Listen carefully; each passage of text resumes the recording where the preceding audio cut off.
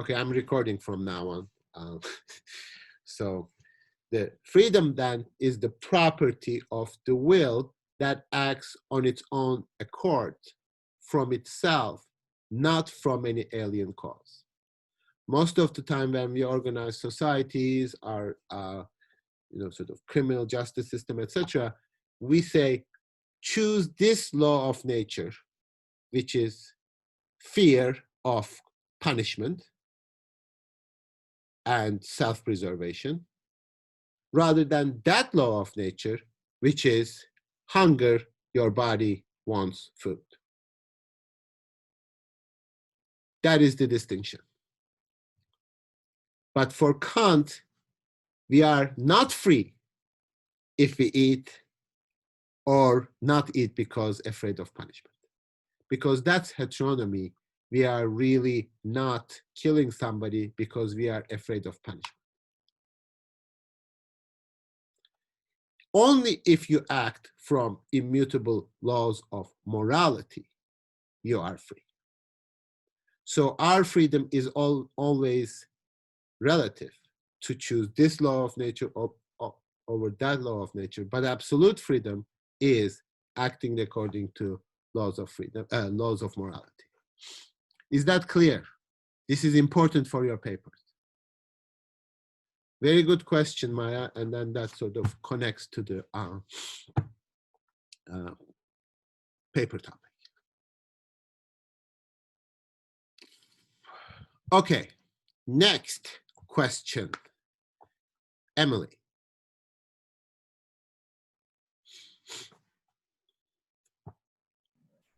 All right, I can send it into the chat real quick. Okay.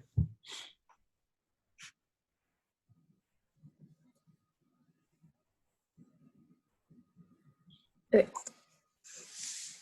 So Kant says on page 51, this is to say that the mere worthiness of being happy can of itself be of interest without the motive of participating in this happiness. This judgment, however, is in fact only the result of the importance that we have already presupposed as belonging to moral law, and by idea we divorce ourselves from all empirical interest. And so my question was, is he implying that to be happy is not to have freedom? Or is he saying that freedom does not include happiness? And if not, what is the point of being free if there is one? Okay, excellent question. I think maybe I should do the paper topics as just create a bunch of questions, because you are doing this really well. Okay, excellent. Is he implying that to be happy is not to have freedom, or is he saying that freedom does not include happiness? And if not, then what's the point of being free if there is one? Excellent question. Any ideas, thoughts?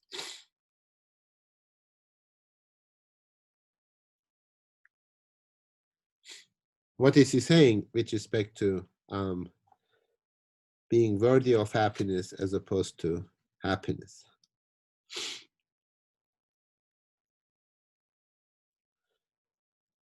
I can find that on page 51. Where is it exactly? It like starts at the very end of the page. So it's like indeed. one of the last lines. Okay, good. Yeah, at the end of page 51 to page 52. Yeah. Can you read that section, starting with indeed? Starting with? Indeed, we do something sometimes, sorry. Bottom of page 51. Yeah. Okay. Indeed, we do sometimes find that we can take an interest in a personal characteristic which involves no interest in any external condition, but only makes us capable of participating in the condition in case reason were to affect the allotment. This is to say that the mere worthiness of being happy can of itself be of interest, even without the motive of participating in this happiness.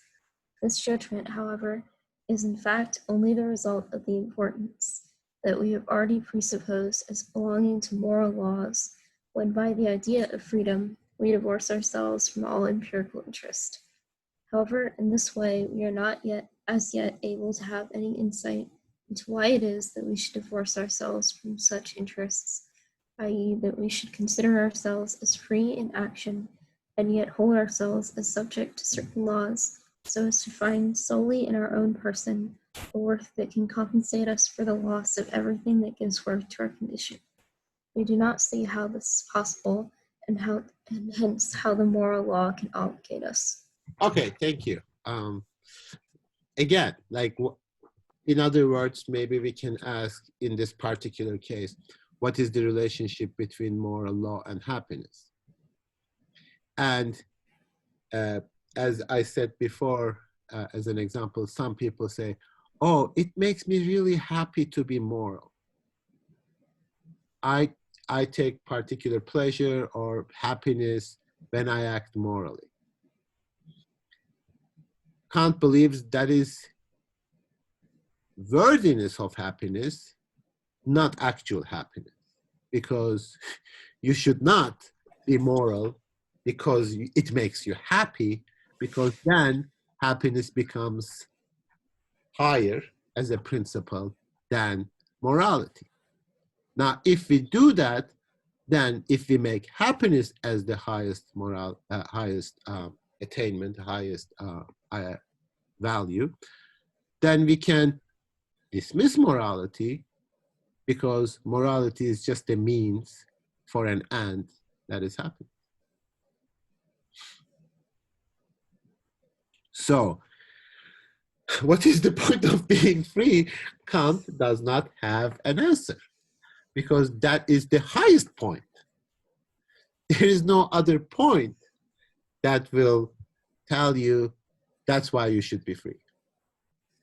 Now, of course, this is not an answer to your question, but that's Kant's thinking.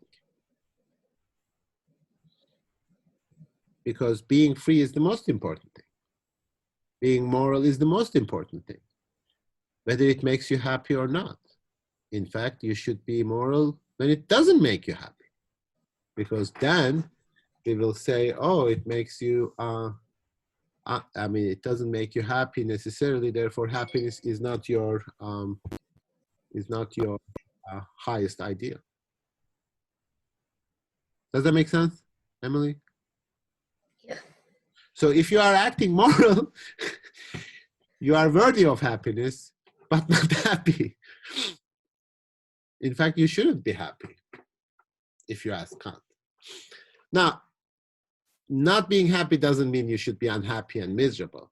It just means happiness is the satisfaction of our inclinations, which is natural. One can even say that we are naturally seeking to be happy. Everybody strives to be happy. It is natural. For that to be attained, if it is natural, then you have to fulfill certain natural conditions. So, if you want to make me happy, if you want to make people happy, which as a moral principle, then give us at least the minimum conditions that can make them happy.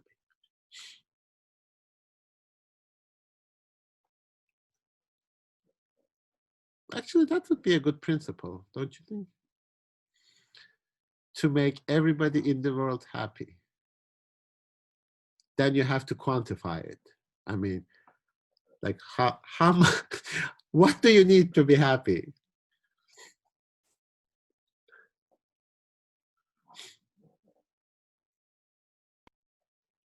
I have a question.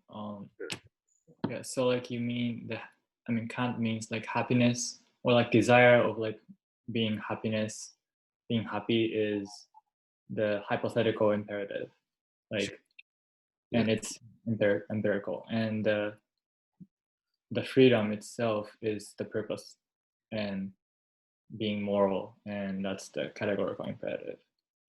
Exactly. I mean, can you command people, be happy? Can you?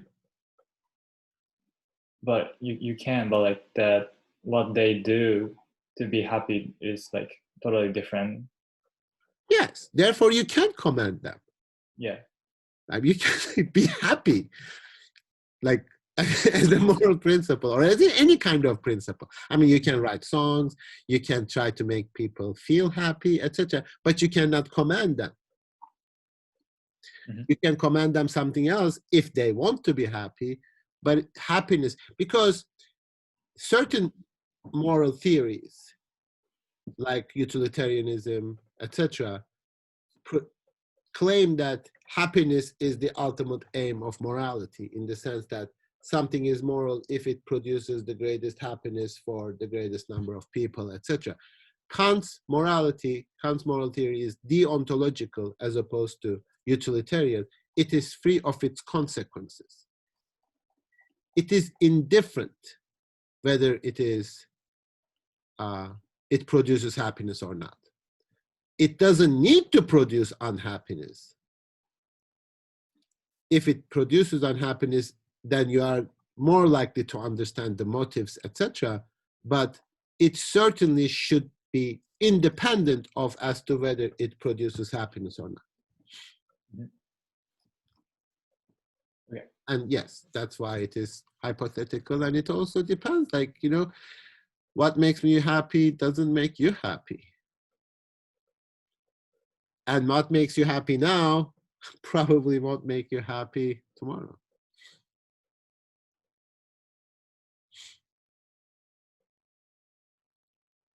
Okay, who wants to go next? I have another question from section 3. Can check. If you were asking for another question.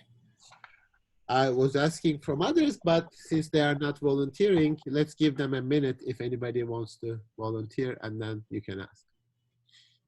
Okay? Anybody else wants to go? This will help you in your papers. Mine's not from question 3. It's more of just like kind of a general question. Please share. I'm like, whenever I look at autonomy and then the hypothetical imperatives, they seem to have a lot of similarities. So I'm trying to like find more differentiations between them. I'm struggling to find differences. Autonomy and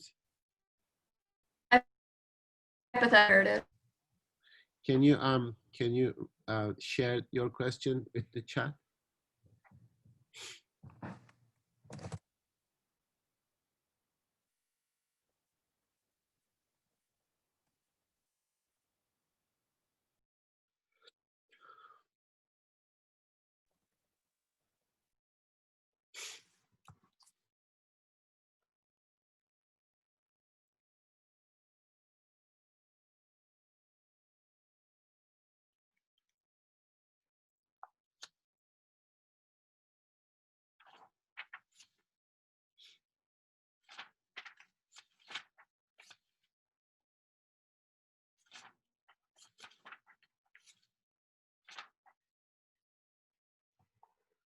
What is the difference between hypothetical imperatives and autonomy? Okay, so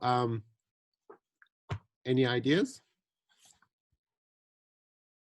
Anybody wants to answer?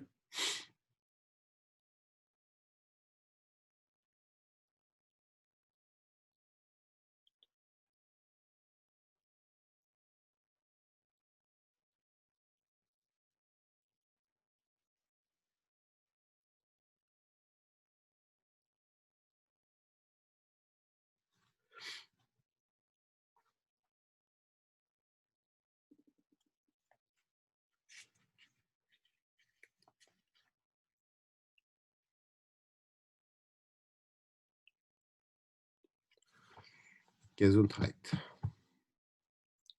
Dankeschön.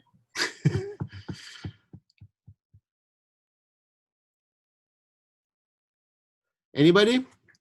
What's the difference between hypothetical imperatives and autonomy? That's a good question, because you are asking from two separate categories, because hypothetical imperatives usually go with heteronomy and autonomy goes with the categorical imperative.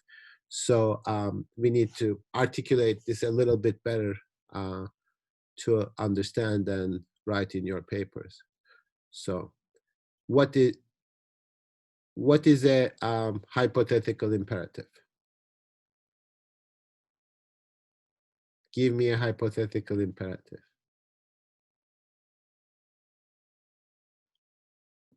Is it that like if you want to do something, do something? Like if you want to play guitar, just hold something, and that's that depends on the cases like outside of you. It's not like arising from yourself. Why is that not autonomy?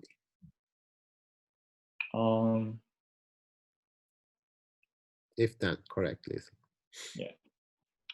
Why is that not autonomy? Yeah, I mean, I got a little confused with the definition. I mean, it's not autonomy because have you made up the laws of how to play a guitar? No, Can you make up the laws of how to play the guitar? you can. Can you? I mean, but like there's people who already made it. Did they make those laws? Or did they put these 6 strings on a thing and how to produce certain notes that was already written into the law of making sounds? They just simply followed how to produce certain sounds, because if you have this action and then do this, that's going to follow, that's going to produce the sound. Therefore, they just simply followed the laws of nature, and they formalized it, they wrote it down, etc. But I cannot just sort of say, I'm going to grab the guitar and then do this, which I did many times, and I'm going to produce music, and it will be great. No, it didn't happen. It's actually terrible. Well, I think that there's a somewhere in the middle. I think that you can. I think that what popped into my head was a particularly American style of music that has some interesting history is blues, which uses the blues refers to the blues, which is the European composers felt sounded evil, and actually if they played it would bring about the devil. And so I think that when it comes to especially the guitar or any sort of music like that, there are ways to innovate and to do non-traditional things. And then especially with guitar, it's tricky because it's on guitar, it's possible only to play within a pretty Western context because you only have those 12 notes, but there are all kinds of other types of music around the world that break up pitches beyond half and whole tones. Sure, those are all true, except the example that Isao gave was if you want to play the guitar. And nobody, Western or non-Western, should force you to play the guitar if you want to play the guitar. Now, once you maybe play it well, then you can play spontaneously, sort of without following those laws, sure. But we started out with the claim if you want to play the guitar. If you don't want to play the guitar, don't play it. It has no sort of necessity associated with it, right? So you're right. I mean, everything that you say about the guitar might be right. I'm sure it's right. But that is conditional, that if you want to do this. So it's always hypothetical in the sense that playing the guitar is put as the highest within that imperative. Or if you want to be happy, don't break the laws of society. If breaking the laws of society will make you unhappy, then if you want to be happy is necessary, because that is put as the highest condition. If you want to be happy, do this. Now, these are all when the if is something else as the source of the law. Happiness is put as the highest. Therefore, they are expressed in hypothetical imperatives. Now, autonomy is only this: act without if, blah, blah. The only meaningful if you can say, as I said before, if you want to be moral. You should not want to be moral, because then your want is higher than morality. Then you can say, I don't want to be moral, which for Kant says, I don't want to be I. I don't want to be a rational being, which is meaningless for Kant. So he doesn't put it if you want to be moral, because that would be a hypothetical imperative and would make you enslaved to your own wants. What if you don't want it? But wanting is a physiological condition, psychological condition that is governed by laws outside of you. I want to be moral is, morality is less important to my wanting it. That's the paradox, that it can never be put in a hypothetical imperative. Therefore, he says, act only according to that maxim, whereby you can at the same time will that it should become a universal law. That is the only autonomy in a categorical imperative. This cannot be put into a hypothetical imperative, because any if you can put there is going to make acting according to the universal law dependent on something else. That's Kant's logic. Now, you may or may not agree with that logic, and you can read more Kant and disagree with it, etc. At this point, our aim is to understand his way of thinking. You can only be autonomous if you act according to the categorical imperative, in which you do not subordinate morality into any hypothesis, anything hypothetical.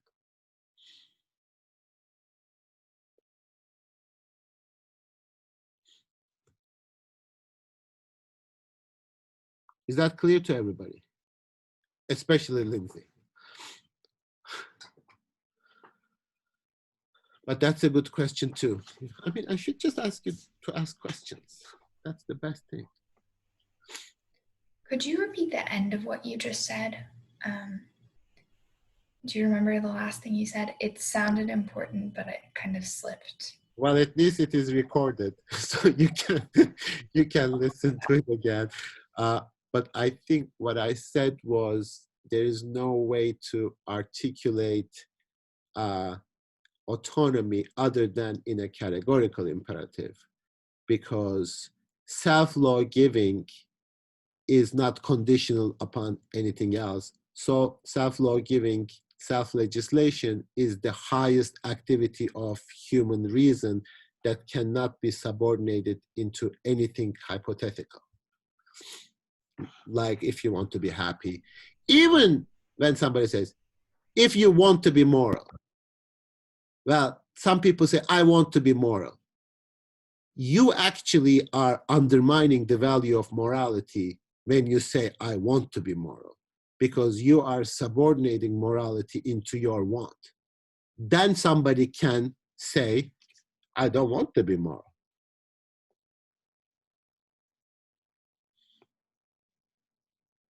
So if you make it an if, then there's always the other side of the hypothesis. I don't want to be moral. But that's not how we relate to each other. You cannot say and should not say, these people can be moral. These people cannot be moral. These people are responsible for being moral. These people are not responsible for being moral. That is the most significant contradiction for Kant. Everybody, every rational being has to have the power to be moral and the responsibility to be moral. Sorry.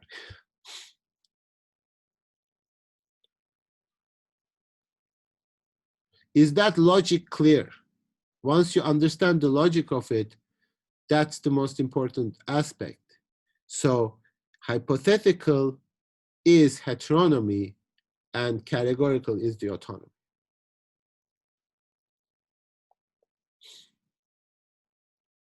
I saw one thumbs up.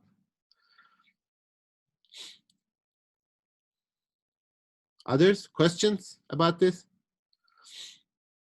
Lindsay, do you want to come back and ask further? No? Okay. Anybody else wants to ask from any part of the text their question? I have a question. Did you ask a question? You didn't ask a question. Go ahead.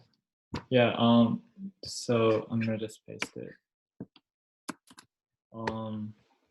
So in page 54,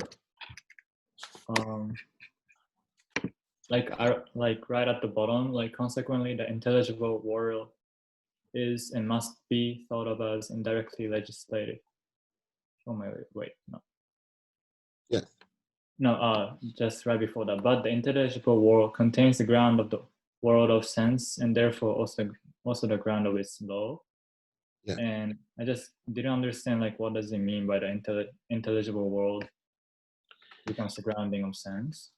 Intelligible world is the world of understanding. Mm-hmm.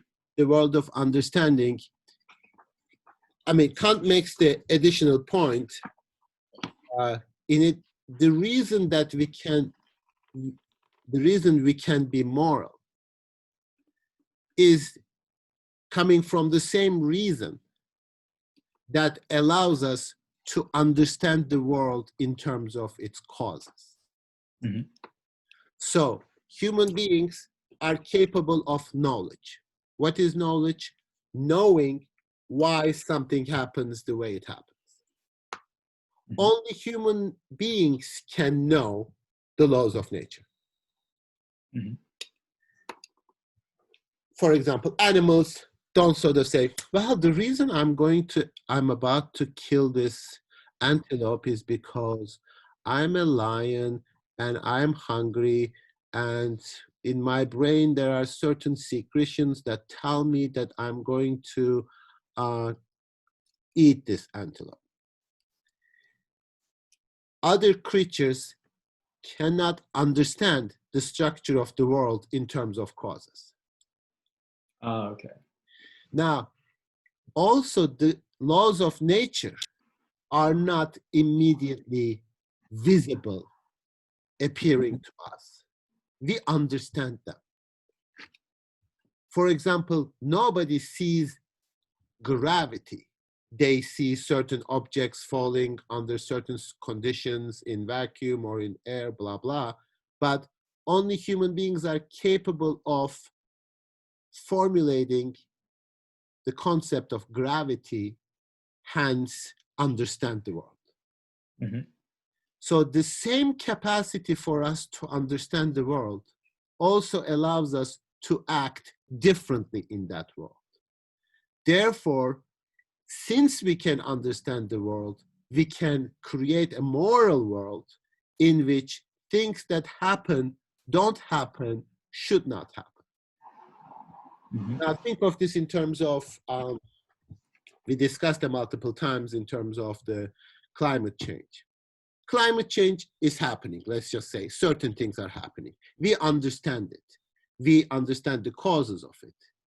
And as a result, we have the freedom to, relative freedom, not Kantian freedom, freedom not to bring about those consequences. We can only do that because we understand it. If we didn't understand it, that wouldn't allow us to act differently. Hence, the paradoxical aspect of it, the more we know, the more actually we are free from what we know. Mm-hmm. Okay. Right? So therefore, Kant says that the ground of the world of sensible is actually the intelligible, that we understand it, because whatever is produced as an appearance is produced as the result of the intelligible causes. Mm-hmm. Only we can understand causes. other creatures do not understand the causality that determines their being. Therefore, they cannot change in the way that we can change.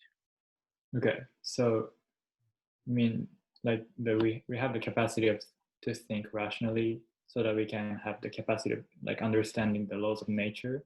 Yes. Yes. Okay. Exactly. And Exactly. that's what he means here, right? Exactly. Yeah. Okay.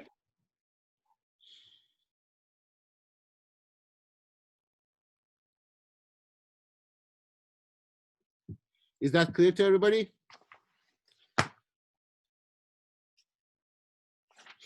Okay. Good. I like this. Anybody else? Questions? I mean, I'm going to ask Nolia at the end, but before we come to her, any other questions? Geneva, Kevin, Riley, Blake?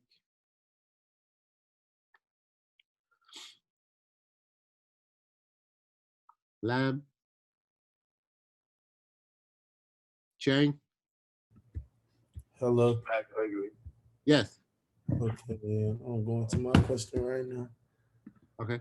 I was gonna ask because I know based on like the hypothetical imperative that is you basically do things based on the things that you need, right? Am I correct about that? It Like might be, yes. you make those decisions based on what you need. So I want to know, does lying count as a hypothetical imperative, seeing that a lot of people lie to get to certain things? Because I know that concept that lying is not acceptable at all. But based off the definition of that, when somebody lying to get to a specific point in their life or lying to not receive judgment, would that count as a hypothetical imperative? It can only be hypothetical imperative according to Kant. I Lie mean, can only be because you lie for a reason. because my thing was that since he said it wasn't acceptable, I didn't know if it would count as one. Well, it's not, he doesn't just say it is unacceptable. Lying happens. People lie, we observe it, we sometimes even catch them lying, etc. Kant's thinking is that lying can only be a hypothetical imperative because you lie for the sake of something else in order to, as you said, escape judgment or attain a desire, whatever, right? But the paradox of lying, like the problem with lying, is that you don't want your lie to be recognized as a lie. For a lie to function as a lie, it must be understood from the person that you are lying to as true. That's the only time that lying would work. Otherwise, it won't work.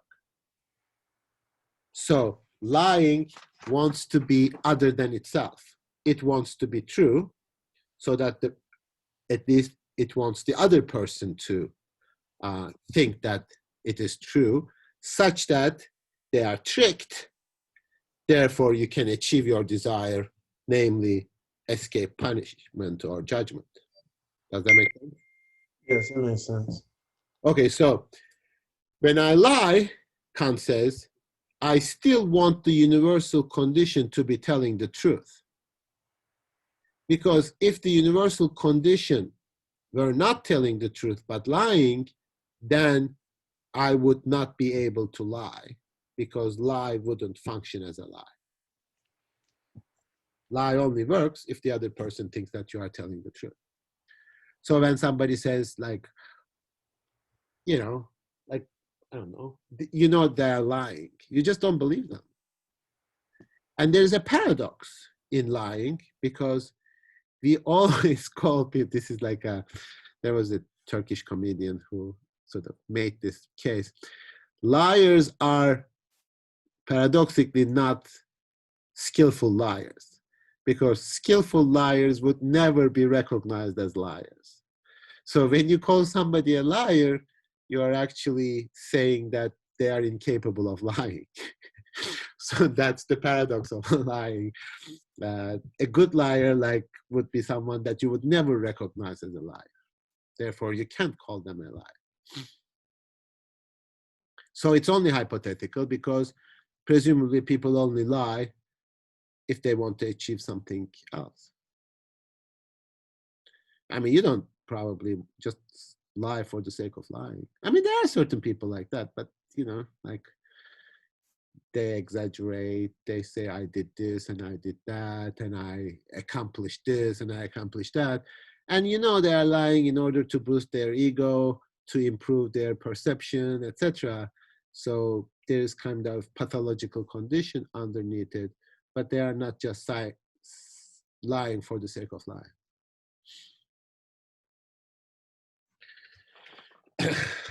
There was a very good philosophical point. I don't know whether you used to watch Seinfeld. It's a little bit of an old show, but there was a beautiful line there expressed by George. He says, "It is not a lie if you believe it." So that's the kind of, well, of course it's still a lie, but that's like when you lie to yourself too. That's really the most difficult thing to articulate. So if you believe something and you think that it is true, but you are lying to yourself, that's the contradiction, because you can never tell that. And that's the paradox in lying, that it is always, it only functions when it is its opposite.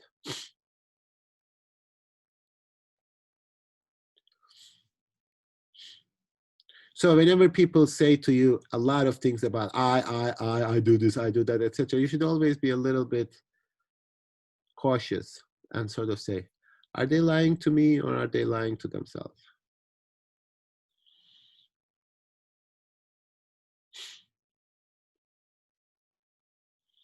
Which is a good life lesson, I suppose. Good question, Blake. Thank you. Any other questions? So we have like 2-3 minutes. Nolia wanted to ask something, so I'll go back to her, and then if there are other people who still want to ask, we'll do that. Go ahead. Okay, so I'll put my question in the chat, but I'm generally confused about, like at the end, he talks about like how it's really kind of like we'll never really grasp or attain freedom. Like especially on page 59, the subjective impossibility of explaining freedom of the will. I don't think I really understand it fully, but I'm a little bit confused about how to like hold that uncertainty, but also give a definition. Well, this is what I call a philosophical question, which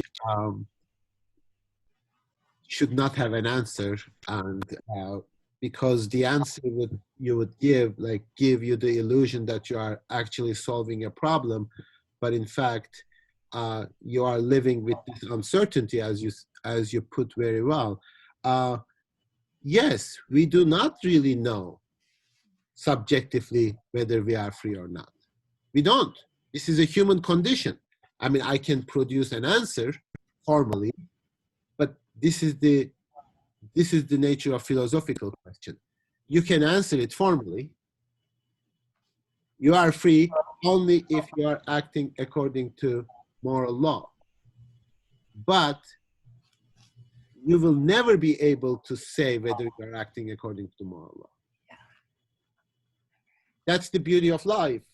Like, we solve all these problems in words, which is great, but when you living this is a real human existential problem, because most of the time I do not know why I do what I do. I simply do not.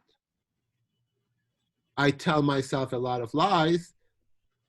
I say I'm doing this because of that, etc. And I try to make myself believe it.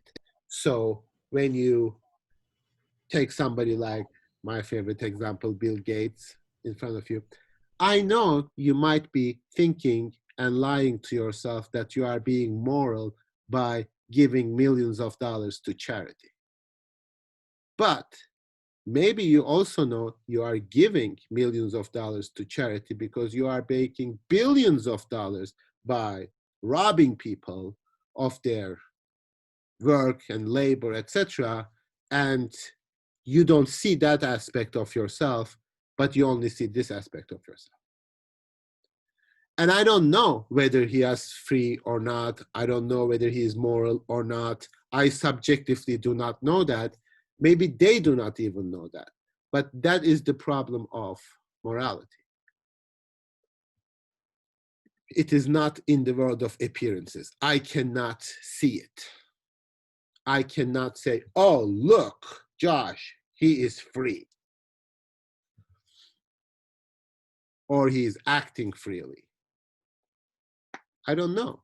I mean, when a lot of people say, oh, I am free, I am expressing my freedom because I am bearing arms, like I have guns. Like, I don't know why you have arms. Because you watched a lot of commercials, because your upbringing taught you to think in a certain way.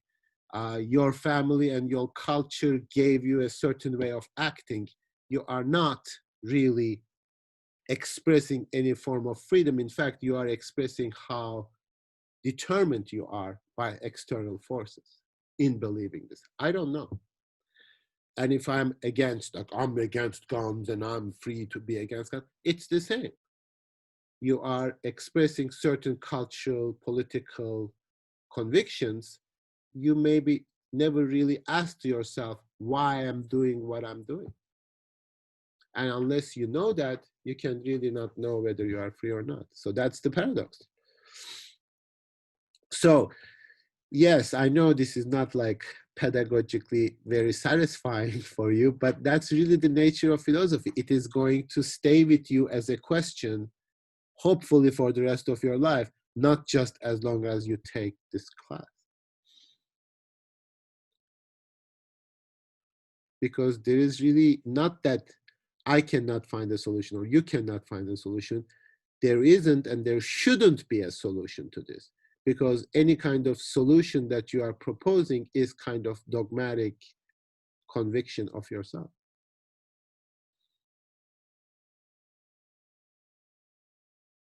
But you can understand the problem. That still works pedagogically.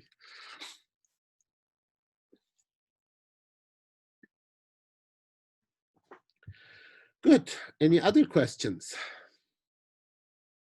Okay, so as a result of this class, I'm under the delusion that you understood the material much better than last week. So I'm not giving you a quiz today, but we'll have another writing exercise and continue with asking questions and reading from section 3 on Thursday.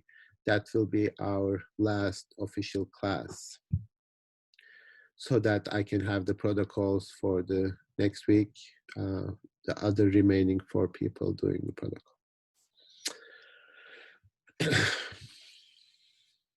Are we all good? Tired? Done? Want to go? Finish?